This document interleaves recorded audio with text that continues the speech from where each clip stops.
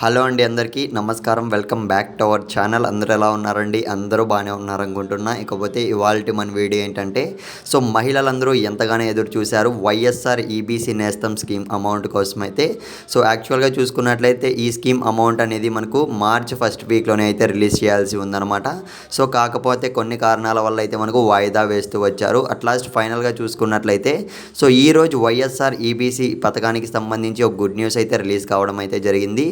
ఈరోజు అయితే మనకు ఏపీ ప్రభుత్వం నుంచి ప్రతి ఒక్క మహిళ ఖాతాలోకి అయితే 15,000 రూపాయలు అయితే విడుదల చేయబోతున్నారన్నమాట. అయితే ప్రతి ఒక్కరికి అయితే గుడ్ న్యూస్ అని అయితే చెప్పుకోవచ్చు. ఎస్పెషలీ మన సబ్స్క్రైబర్స్లో కూడా చాలామంది మహిళలు అయితే కామెంట్ అయితే చేయడం అయితే జరిగిందనమాట.